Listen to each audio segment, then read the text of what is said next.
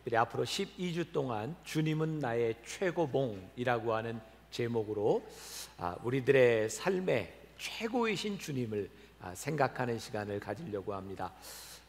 먼저 말씀을 나누기 전에 여러분들 가지고 계신 성경을 한번 다 이렇게 들어보세요.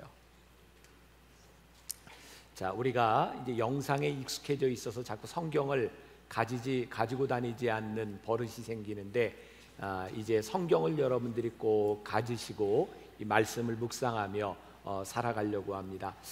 한번 자리에서 다 일어서 보세요. 네. 말씀을 가슴에 대세요. 자, 저를 따라하시기 바랍니다. 이 성경은 하나님의 말씀임을 믿습니다.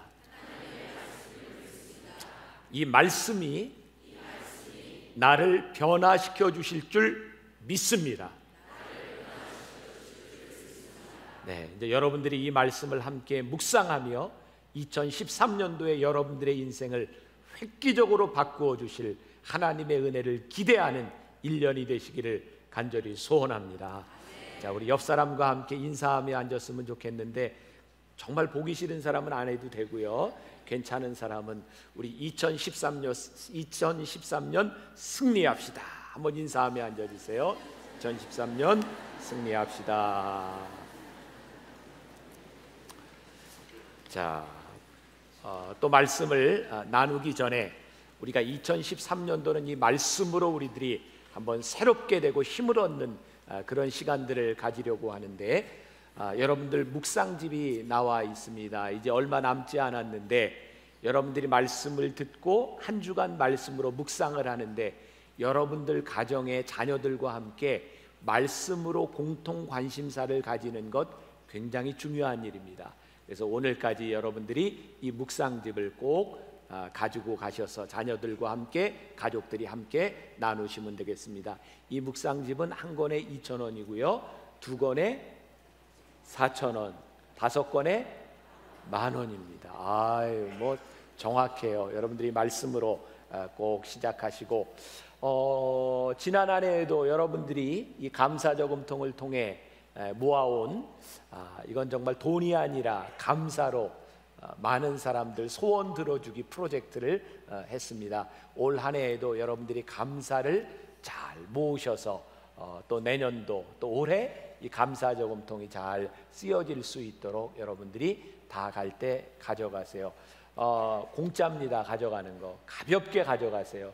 그리고 올 때는 무겁게 가져오셔서 좋은 일에 쓰일 수 있도록 감사를 생활화하면 좋겠습니다. 2013년도 우리가 이제 잠옷실이 저쪽에도 있는데, 2층 잠옷실 엄마 아빠 안녕. 네, 딴짓 하나 보다 손을 안 흔든다. 네, 안녕. 네, 제가 예언하죠. 애들은 큽니다. 조금만 기다리면 나올 수 있고요. 이제 올해 들어서 잠옷실이 3군데가 더 생겼습니다. 여기서 보이지 않는 3층의 잠옷실이 생겼고, 저 4층의 잠옷실이 생겨서 여러 군데서 예배를 드리는데, 우리 잠옷실 엄마 아빠들 안녕. 네, 네. 자, 그리고 또 이제 밖에서 지금 예배 드리는 분들 있고, 정말 세계 곳곳에서 지금 이 시간 동시에 영상으로 예배를 드리는 많은 우리 형제자매 지체들이 있습니다. 우리 새해 복 많이 받으세요 하고 한번 인사했으면 좋겠습니다. 새해 복 많이 받으세요. 여러분들의 손이 너무 예뻐요. 네, 복된 새해가 되시기를 간절히 소원합니다. 자, 오늘 최고의 예배에 대한 말씀을 함께 나누려고 합니다. 여러분들이 아시겠지만 제가 매년 첫 예배 설교는 예배에 대한 말씀을 나누고 있습니다. 그만큼 예배가 중요하기 때문입니다. 우리가 어떤 예배를 드리느냐고 하는 것은 그 무엇보다도 중요한 일입니다. 우리 교회에서 권사 직분을 받은 그 MBC PD 중에 권석 PD라고 지금 예능 부장을 맡고 있는 분이 있어요. 저에게 책을 한 권 보내왔습니다. 아이디어는 엉덩이에서 나온다. 제가 그 책을 그냥 흥미롭게 잘 봤어요. 이제 연예계의 그런 소식들도 나와 있고, 그 책에 보니까 영화 중에 What Women Want, 여자들은 무엇을 원하는가라는 그 영화가 있는데 그 책에 보니까 여자들이 원하는 것을 알면 세상은 당신의 것이다 라고 말을 합니다. 여자의 마음을 잘 읽어야 되는 시대가 왔다는 거예요.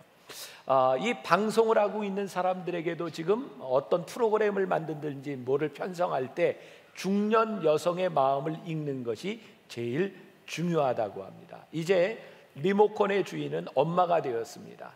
아이들은 집에서 TV를 잘 못 봅니다. 학원을 왔다 갔다 하면서 DMB로 시청을 하든지 아니면 컴퓨터로 녹화를 내서 보든지, 그리고 모든 TV에 리모컨을 주고 있는 그 아내가 그 리모컨을 누르고 있으면 남편은 그 옆에서 아내가 보고 있는 것을 봐야 되는 그런 상황에 우리들이 살고 있죠. 네. 그래서 그 여자들에게 타겟을 잘 맞춰야 프로그램이 성공할 수 있다고 합니다. 자, 우리들 성공이라고 하는 말을 생각해 봅시다. 우리들이 2013년도를 지나가면서 예배의 성공자가 되어야 할 때인데, 그러면 우리는 이 예배의 초점을 누구에게 맞춰야 할까요? 네, 하나님께 맞춰야 합니다. 예배는 우리가 드리는 것이라고 생각할 수 있지만 그 예배를 받으시는 하나님 앞에 우리들이 초점을 맞추지 않으면 이 예배는 성공할 수가 없습니다. 제가 늘 여러분들에게 드리는 말씀이 있죠. 예배의 성공자들이 되십시오. 그러면 여러분들이 하는 모든 일들이 성공할 것입니다. 왜? 예배 가운데서 우리는 하나님의 인도하심을 받을 수 있기 때문입니다. 예배라고 하는 말을 생각할 때 성경의 인물 중에 우리들에게 떠오르는 사람이 하나 있어요. 바로 다윗입니다. 그는 정말 훌륭한 예배자였습니다. 그는 새벽을 깨우는 사람이었고 늘 비파와 수금으로 하나님을 찬양하는 사람이었습니다.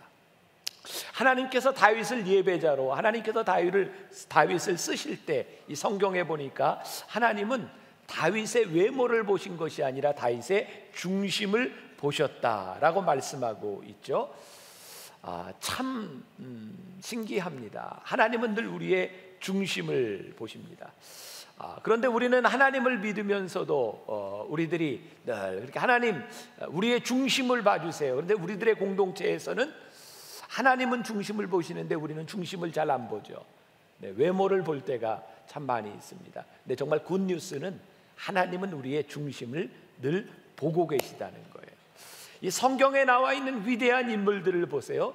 그들이 어떻게 태어났느냐, 어떤 모양을 가지고 있느냐, 그것이 중요한 것이 아니에요. 성경에는 그 사람이 어떻게 태어났느냐의 문제가 아니라 그 사람이 어떻게 만들어져 가고 있느냐를 통해서 하나님이 그 사람을 쓰시기를 원하세요. 사무엘상 16장에 보면 사무엘이 하나님의 말씀을 따라 그 다윗의 형제들의 집에 찾아가, 그 아버지 이새의 집에 찾아가 기름을 붓습니다. 기름을 붓는다고 하는 얘기는 왕을 삼으려고 하는 순간입니다. 자, 사무엘상 16장 6절과 7절 말씀 우리 같이 한 목소리로 봉독해 보겠습니다. 그들이 오매 사무엘이 엘리압을 보고 마음에 이르기를 여호와의 기름 부으실 자가 과연 주님 앞에 있도다 하였더니 여호와께서 사무엘에게 이르시되 그의 용모와 키를 보지 말라. 내가 이미 그를 버렸노라. 내가 보는 것은 사람과 같지 아니하니 사람은 외모를 보거니와 나 여호와는 중심을 보느니라 하시더라. 자, 이 말씀을 통해서 보니까 엘리압이라고 하는 사람은 어떻게 생겼던 것 같아요? 키도 크고 준수하게 생겼던 것 같아요. 여러분들 성경 어디를 봐도 다윗이 잘생겼다 이런 얘기가 안 나옵니다. 늘 다윗을 얘기할 때는 하나님이 중심을 보셨다. 얼마나 우리들에게 위로가 되는 말씀인지 모르겠어요. 하나님은 우리의 외모를 보시는 분이 아니라 늘 우리의 중심을 보시며 하나님이 우리를 쓰실까 마실까를 결정한다는 거예요. 근데 정말 다윗이 어떻게 생겼는지는 잘 모르겠지만 다윗의 아버지 이새에게 있어서도 다윗은 잊혀진 아들 같았어요. 왜? 사무엘이 당신들의 아들을 다 데려오십시오. 여호와의 명령을 따라 기름을 부으려고 합니다. 그래서 엘리압부터 차례차례 데려왔는데 다 데려온 거예요. 사무엘이 묻죠. 더 없어요? 그랬더니 저기 들에 양을 치고 있는 아들이 하나 남아있네요. 야, 세상에 아버지의 기억 속에서도 다윗은 별 볼 일 없는 사랑. 너무 위로가 되는 거예요. 부모에게도 잊혀졌던 그 사람, 아무리 보아도 별것 없는 그 사람, 근데 하나님께서는 다윗의 중심을 보시고 그를 예배자로 하나님의 사람으로 하나님께서 다윗을 택하셨다는 사실이에요.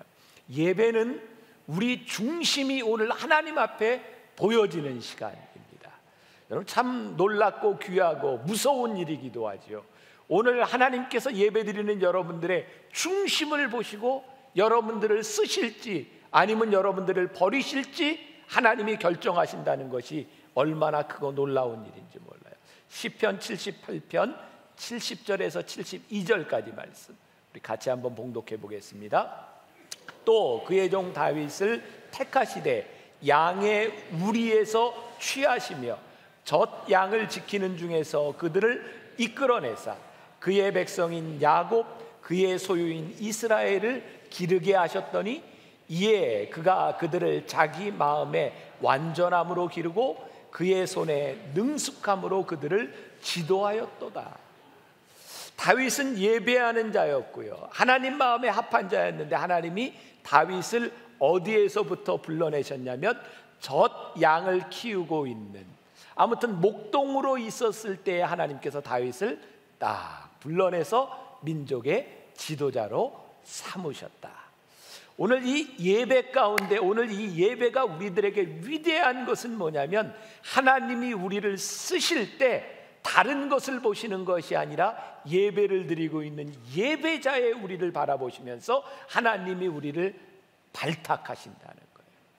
우리의 중심을 보시고 하나님이 우리를 쓰시기로 작정하신다는 거예요. 그래서 오늘 2013년도가 우리들에게 가장 큰 소망이 될 수 있고 2013년도가 우리들에게 정말 귀한 것은 오늘 예배드리는 우리의 중심을 바라보시며 하나님께서 우리를 택하실 수 있다는 거예요. 오늘 우리들에게 중요한 것은 오늘 여러분들이 진정한 예배자로 서느냐 서지 않느냐에 대한, 여러분들에게 제가 도전하며 묻고 싶습니다. 오늘 이 시간 예배드리는 여러분들은 진정한 예배자입니까? 하나님이 오늘 여러분들의 예배를 받으시겠습니까? 여러분들이 예배를 드리며 여기까지 나오는 여러분들의 모습, 여기에 앉아있는 여러분들의 모습, 하나님이 이 모든 것을 정말 받으실 수 있다고 생각하십니까? 오늘 여기에 수천 명의 사람이 앉아있지만 여기에 있는 사람들의 예배가 다 통일하지 않다는 겁니다.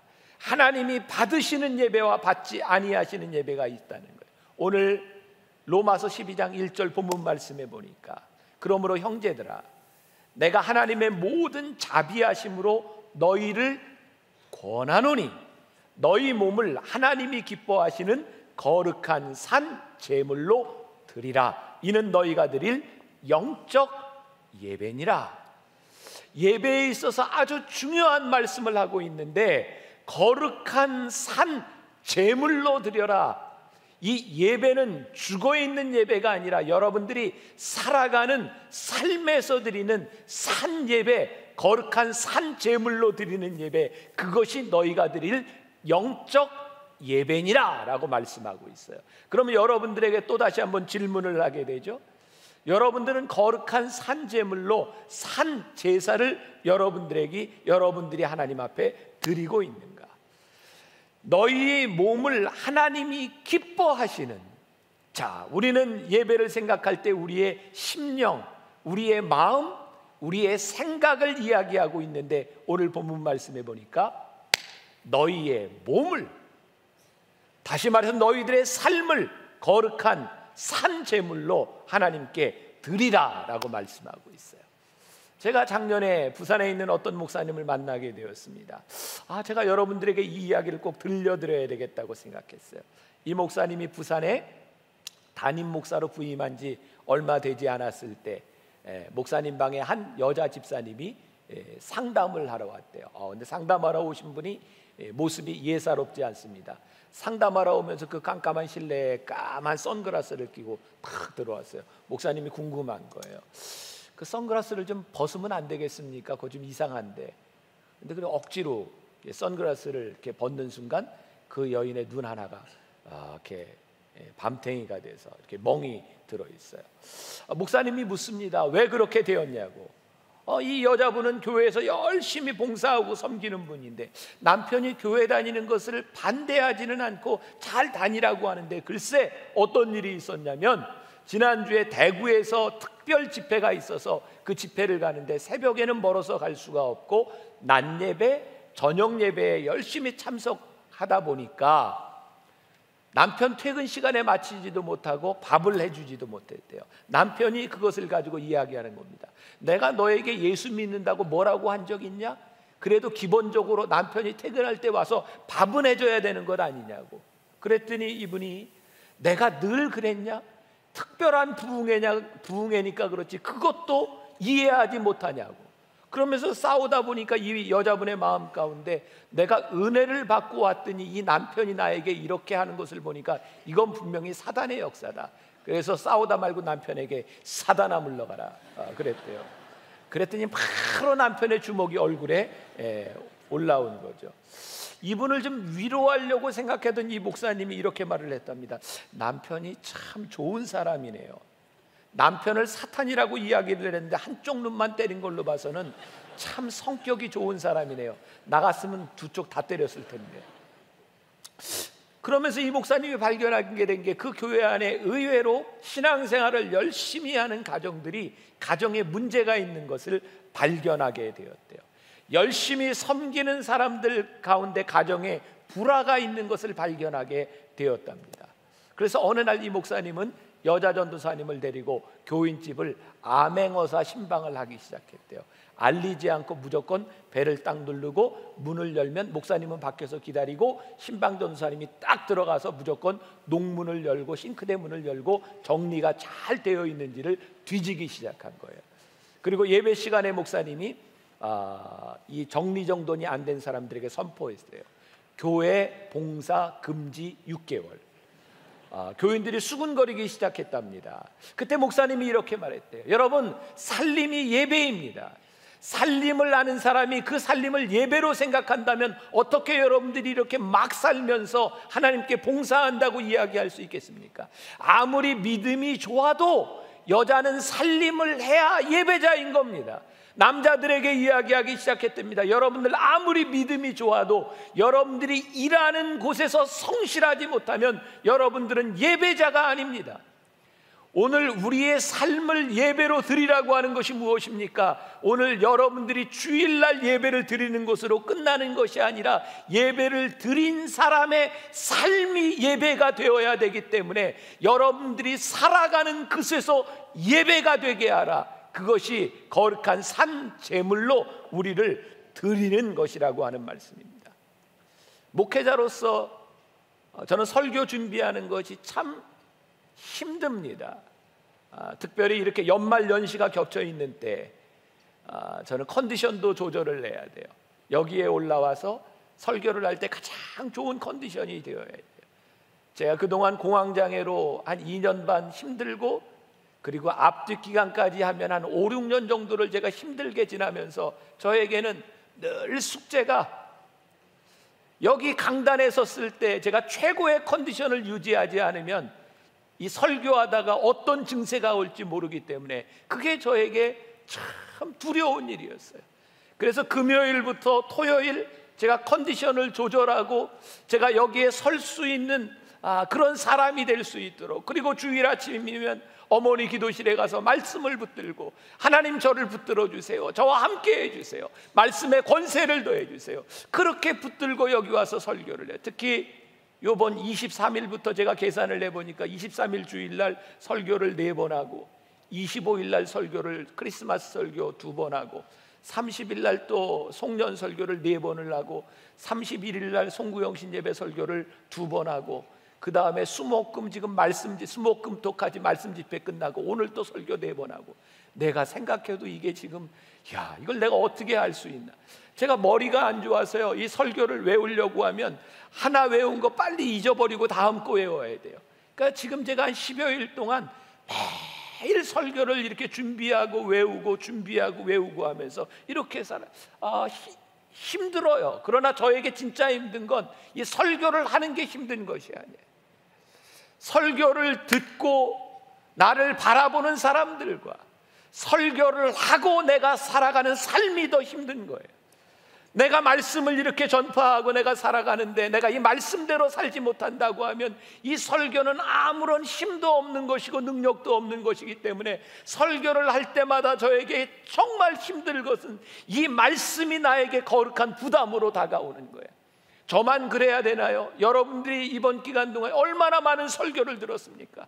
그러나 그 설교들이 여러분들에게 어떤 부담도 되지 아니하고 여러분들에게 가책도 되지 아니하고 여러분들의 삶을 바꾸는 것이 되지 않는다면 이 설교는 우리들에게 아무런 유익이 없고 이 예배는 우리들에게 아무런 의미가 없는 거예요. 그래서 여러분들에게 거룩한 부담으로 여러분들이 드린 이 예배가 어떻게 우리들의 삶에서 나타날 수 있는가? 그것이 최고의 예배를 드리는 거죠. 저는 오늘 여러분들에게 탁월함에 대한 말씀을 드리고 싶어요. 제가 언젠가 탁월한 그리스도인이 되라 그랬더니 어떤 분이 저에게 그런 얘기하더라고요. 목사님, 그럼 우리같이 탁월하지 못한 사람은 교회도 나오지 말라는 얘기입니까? 여러분들에게 묻습니다. 여러분들 탁월해요? 안 탁월해요? 참 우리나라 말 좋아요. 앞에다 안자만 붙이면 돼. 탁월해요? 안 탁월해요? 여러분 대답하셔야 합니다. 여러분들의 탁월함은 세상 사람들이 얘기하는 능력의 탁월함이 아닙니다.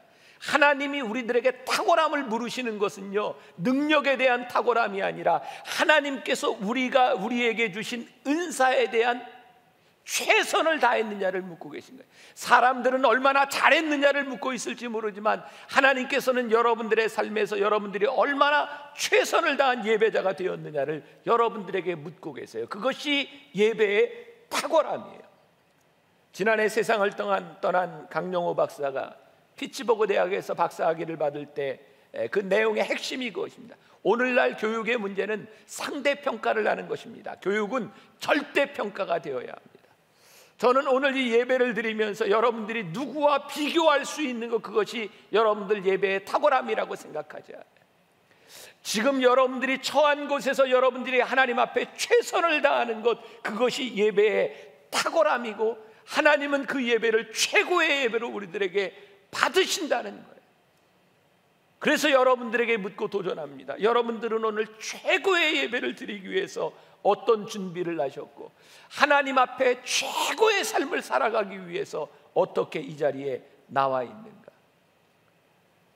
오늘 본문 로마서 12장 1절 영적 예배라고 하는 정의를 설명해 주는 것이 로마서 12장 2절의 말씀입니다. 같이 한번 봉독해 보겠습니다. 오직 마음을 새롭게 함으로 변화를 받아 하나님의 선하시고 기뻐하시고 온전한 뜻이 무엇인지 분별하도록 하라. 세대를 본받지 말라는 겁니다. 우리가 영적 예배를 드리기 위해서 세대를 본받지 말아라. 세대를 본받지 말라고 하는 것이 무슨 의미일까요? 이 필립스라고 하는 사람은 이런 말을 했어요. 너희는 이 세대를 본받지 말고 라고 하는 말은 너희를 둘러싼 세상이 너희를 세상의 틀에 집어넣지 않게 하도록 하라. 우리 너무나 잘 아는 거죠. 여러분들 예배를 마치면 여러분들은 세상으로 들어갑니다. 그런데 우리들에게 관건은 뭐냐면 예배를 드리고 세상에 들어가는데 예배자들이 세상 속으로 흡수되느냐, 우리들이 예배를 드리고 세상에 나갔을 때 이 세상이 돌아가는 가운데 우리들이 세상에 휩쓸리지 않는, 세상의 틀 속에 들어가지 않는 예배자로서의 우리들의 모습을 가지고 살아가느냐. 제가 분명히 믿는 것이 있어요. 우리 그리스도인들의 힘과 능력, 여러분들의 성공은요, 예배를 드리고 세상의 틀 속에 들어가는 것이 아니라 이 세상의 틀 속에서 예배자로서 여러분들이 살아갈 때 하나님이 여러분들을 특별히, 아니 분명히 여러분들을 쓰실 것이라는 거예요. 우리가 이 세상 가운데서 영적 예배를 드리는 사람이 이 세상의 틀 속에 휩쓸리는 사람이 된다면 어떻게 하나님이 여러분들을 쓰실 수 있겠습니까? 여러분들의 마음 가운데 그런 소원이 있습니까? 하나님, 저를 부르셨음에 저를 하나님의 도구로 사용하여 주옵소서. 여러분들에게 소원이 있으십니까? 이거 왜 대답이 없으실까? 소원이 있으세요, 없으세요? 여러분들이 하나님 앞에 쓰임받기를 위한 소원이 있다면 여러분들이 이 세대를 본받지 말고 이 세상에서 살지 말라고 하는 것이 아니라 여러분들이 이 세대를 본받지 말고 영적 예배자로 살아가야 되는 그 무엇이 우리들에게 있다는 말씀입니다. 저에게 이런 고민이 생겼어요. 하나님이 우리를 변화시켜야 우리가 이 세상에서 크리스찬으로 살아갈 수 있을까요? 아니면 우리가 이 세상에서 다른 삶을 살아야 하나님께서 우리를 변화시킬까요? 무엇이 먼저일까요? 여러분 세상 속에서 여러분들이 좀 멋지게 그런 그리스도인의 삶을 살아야 하나님이 여러분들을 택하실까요? 아니면 하나님이 여러분들을 택하셨기 때문에 우리들이 그리스도인의 삶을 살아야 할까요? 저는 우리 신앙에는 미스테리가 참 많다고 생각해요. 먼저 첫 번째 미스테리는 오늘 우리가 여기 앉아 있다는 사실입니다. 여러분들의 인생 가운데 내가 어떻게 여기에 앉아 있게 되었지? 내가 어떻게 예배를 드리는 사람이 되었지? 이건 우리들이 설명할 수 없어요. 내가 온 것 같지만 나로 하여금 여기에 오게 한 그런 계기들이 우리들에게 참 많이 있어요. 내가 오늘 예배를 드리는 것이 무지무지하게 신기한 일이에요. 아무리 생각해도 내가 하나님 앞에 예배를 드릴 수 있는 이 거룩하신 하나님 앞에 설 수 있는 존재인가? 근데 이유는 딱 한 가지 있죠. 로마서 5장 8절에 보니까 우리가 아직 죄인 되었을 때에 우리를 향한 하나님의 사랑을 확증하시기 위해서 그의 아들 예수 그리스도가 우리를 위해 죽으심으로 우리들이 이 자리에 있게 되었다는 사실이에요. 우리의 행동의 결과에 관계없이 정말 미스테리하게 하나님이 우리를 여기에 있게 하셨기 때문에 오늘 우리들이 예배자가 되었는데, 이제 우리들에게 주어진 숙제는 우리들이 영적인 예배자로, 최고의 예배자로 살아가느냐 살아가지 못하느냐가 우리들에게 주어져 있다는 사실이에요. 다시 한번 묻습니다. 사랑하는 여러분, 여러분들은 참된 예배자로 살아가기를 원하십니까? 오늘 말씀은 크리스천이 되는 것에 대한 말씀이 아닙니다. 여러분들 잘 주목해서 들어야 합니다. 오늘 이 영적 예배는 여러분들이 크리스찬이 되는 것에 대한 말씀이 아니라 크리스천 예배자로 살아가는 것에 대한 말씀을 우리들에게 주고 있는 거예요.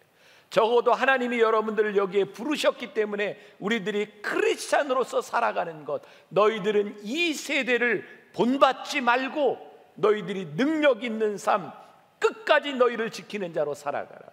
제가 몇 년 전 유학생들을 위한 코스타라고 하는 집회에 참석했을 때 주제가 너무 마음에 들었어요. 청년들을 위한 주제가 뭐였냐면 세상을 거스리는 용기였어요. 제가 그 세상을 거스리는 용기라고 하는 그 주제로 그 유학생들을 위한 집회가 진행될 때 제가 전한 설교의 제목이 예배자의 삶이었어요.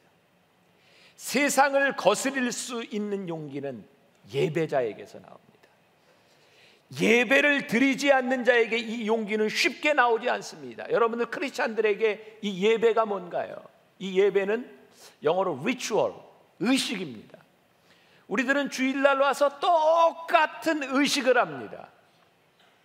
예배가 시작될 때 우리들이 일어서고요, 그리고 임례하는 찬양을 하고 앉아서 또 찬양을 하고 기도를 하고 우리들이 주기도문으로 우리의 신앙을 고백하고 말씀을 듣고, 그리고 또 우리들이 봉헌을 하고 결단을 하고 축도를 받고 나갑니다. 여러분, 거의 한 주도 이런 예배의 형식을 빗나가는 적이 없습니다. 우리가 왜 매일 이 똑같은 예배의 리추얼, 의식을 우리들이 계속하고 있나요? 이 의식은 우리들의 삶에 잃어버렸던 영성과 하나님과의 관계를 회복하는 것이기 때문에, 그래서 구약시대부터 예배에는 아주 중요한 요소가 있는데 뭐냐면 remember입니다. 기억하는 겁니다. 여러분들을 부르신 하나님의 은혜를 이 예배 가운데서 우리들이 기억하는 의식을 행하는 겁니다. 그래서 이 의식이 매너리즘에 빠지는 것이 아니라 오늘 이 의식을 통해서 우리들이 하나님 앞에 다짐하는 것이죠. 하나님, 제가 오늘 이 예배를 드리는데 이 예배가 영적 예배, 이 예배가 삶이 되기 위해서 이 감격을 안고 우리들이 세상으로 나아갑니다. 그래서 제가 여러분들에게 끝날 때 축도를 합니다. 하나님 사랑하는 이 백성이 이 세상에 나가서 하나님의 백성으로 살아가게 하여 주옵소서. 예배는 그래서 여기에서 끝나는 것이 아니라 여러분들이 나가면서부터 예배의 삶을 시작하게 되는 것입니다. 왜 그리스도인들이 능력을 잃습니까? 왜 그리스도인들이 이 세상에 강력한 영향력을 주지 못합니까? 왜 그리스도인들이 이 세상을 변화시키지 못합니까? 여러분들이 예배를 드리는 예배자이나 살아있는 삶의 예배를 드리지 못하기 때문입니다. 2013년 여러분들이 결심해야 될 것이 있습니다. 하나님, 오늘 우리들이 예배를 드린 이 예배가 우리들의 삶에서 예배가 되게 하여 주옵소서. 예배를 드린 자의 사람들이 오늘 이 자리에 다시 모이게 하여 주옵소서. 예배를 드리는 자는 삶의 방식이 틀려져요. Way of life. 여러분들의 삶의 방식, 예배자로서의 삶의 방식으로 살아간다면 여러분들은 능력 있는 하나님의 사람이 될 줄 믿습니다. 혹시 여러분들 중에 나는 예배를 드리지 않아도 충분히 예배자의 삶을 살 수 있어 라고 생각한다면 예배에 안 오셔도 됩니다. 진짜 나에게 그럴 자신이 있다면 그렇게 하세요. 그러나 여러분들이 예배를 드리지 않고 이 예배 가운데서 하나님의 은혜를 다시 한번 기억하지 않으면 여러분들이 예배자의 삶을 살 수 없다면 이 예배를 귀하게 여기십시오. 우리 교회, 제가 만나교회 담임 목회를 하면서 한 가지 패턴을 발견합니다. 제가 담임 목사가 되며 이제 한 9년째 매년 한 10%씩 교회가 늘 성장해요. 근데 성장이 언제 되냐면 1, 2월에 됩니다. 이제 요번 주 지나서 이제 다음 주 이제 사람이 이제 계속 많이 올 겁니다. 지금 여러분 좌석이 안 넓어진 것 같지만 이쪽에 오케스트라석이 넓어졌고요. 여기 1인용 의자가 이쪽에 다시 다 놔졌고요. 성가대석이 이쪽으로 옮겨졌고요. 여러분들 모르지만 여기 한 200~300석 이상 좌석이 늘어났어요. 많이 모일 겁니다. 이제 2월 되면 이제 다음 주 되면 제가 생각해 앉을 자리가 이제 없어요. 일찍 오세요. 안 오면 이제 앉을 자리 없습니다. 밖에서 예배 드려야 돼요. 지금도 밖에서 얼마나 예배 드리는지 몰라요. 그런데 이렇게 10%쯤 늘었던 교인들이요, 이렇게 4월과 5월 이제 가족 이렇게 꽃피는 춘삼월이 오면 조금씩 빠지다가 여름에 휴가를 갔다가 그리고 9월, 10월 단풍철이 되면 또 밖에 나갔다가 이제 11월, 12월에 추워서 나가지도 못하고 갈 데도 없고 다시 내가 1년을 반성하리라 그러면 11월, 12월에 사람들이 쫙 채워져요. 그래서 10% 늘었던 교인들이 그때 채워지고 그 다음에 이제 1, 2월 되면 다시 이제 10%가 느는 거예요. 그리고 쭉 빠졌다가 채워졌다가 또 늘고, 그런 현상이 9년 동안 계속됩니다. 우리가 왜 예배자로서 능력이 없는 삶을 살아가는가? 예배자로서 우리들의 삶을 드릴 수 있는 예배에 우리들이 소홀하다는 거예요. 저는 여러분들이 여기서 예배를 드리지 않아도 어디에 가서도 여러분들이 예배를 드려도 하나님이 그 예배를 받으신다고 생각해요. 그래서 여기서만 예배 드릴 필요는 없어요. 그러나 여러분들이 예배 드리는 장소를 소중히 여기지 못하는 사람들이 그 예배가 될까? 예를 들어 볼까요? 가장이 밖에 나가서 자도 가장이에요. 며칠씩 안 들어와도 가장이에요. 그리고 주장할 수 있어요. 내 마음은 늘 가정에 있어. 내 마음에는 당신뿐이고 우리 애들뿐이야. 단지 내가 밖에서 잘 뿐이지. 나는 가장이야. 마치 그런 사람 같아. 내 마음은 늘 우리 교회에 있어. 내 마음은 늘 예배를 드리고 있어. 단지 내가 다른 데 있을 뿐이야. 그것이 어쩌면 여러분들 어쩔 수 없는 상황일지 모르지만 정말 성실한 사람이라면, 믿음의 사람이라면 내가 지켜야 될 자리를 지키고 살아가는 것, 그것이 훌륭한 믿음의 사람이 아니겠는가? 새로운 삶의 방식 뭔가요? 오늘 말씀해 보니까 하나님이 선하시고 기뻐하시고 온전하신 뜻이 무엇인지 분별하도록 하라. 분별하라는 거예요. 분별. 우리의 착각은 뭔지 아세요? 내가 기쁘면 하나님도 기뻐하실 거라고 생각하죠. 어느 날부턴가 예배를 드리면서 우리들이 착각 속에 살아갑니다.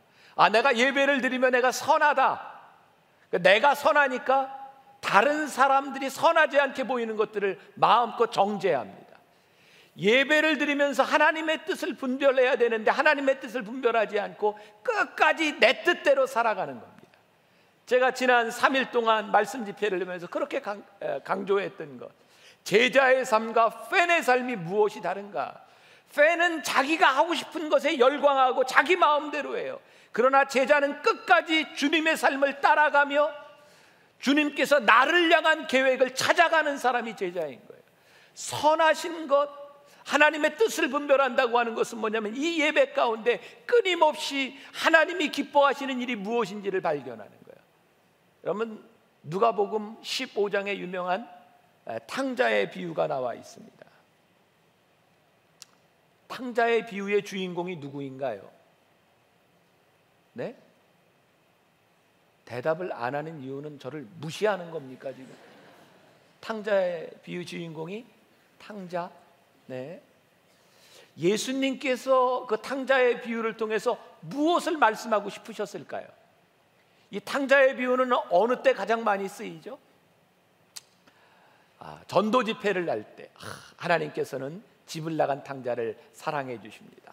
여러분 교회에 나오십시오. 하나님의 넓은 품으로 오십시오. 하나님이 여러분들을 널리 용서하시고 여러분들을 위해 손을 잡아주시고 여러분들을 환영하실 겁니다. 웰컴 투 만나처치. 그렇게 막. 그런데 가만히 이 문맥을 살펴보고 예수님께서 이 탕자의 비유를 말씀하신 것을 보면 그 초점이 탕자에게 있지 않습니다. 예수님이 뭘 말씀하고 싶으셨는지 아세요? 집을 나간 탕자, 돌아온 탕자를 그 아버지가 그렇게 기뻐하고 그 아들을 받아들이고 있는데 그 아버지와 함께 기뻐하지 못하는 큰 아들을 바라보며 불쌍히 여기시고 그 마음이 안타까우셨던 거예요. 사실 이 말씀은 당시의 바리새인들, 하나님을 먼저 믿고 있던 사람들이 그 죄인들을 용납하지 못하는 그들의 마음을 안타까이 여기셨던 것이 어쩌면 이 탕자의 비유의 주제인 것 같아요. 하나님이 예배드리는 여러분들을 바라보며 무엇을 제일 안타깝게 여기시는지 아십니까?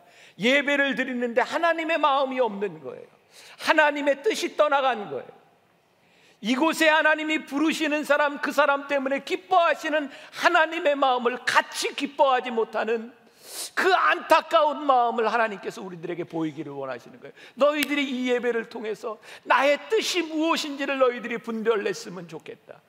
오늘 이 시간 여러분들에게 제가 강력하게 도전하고 싶은 것이 있습니다. 사랑하는 여러분, 이 예배 가운데 하나님의 뜻이 무엇이든지 분별하려고 노력하세요.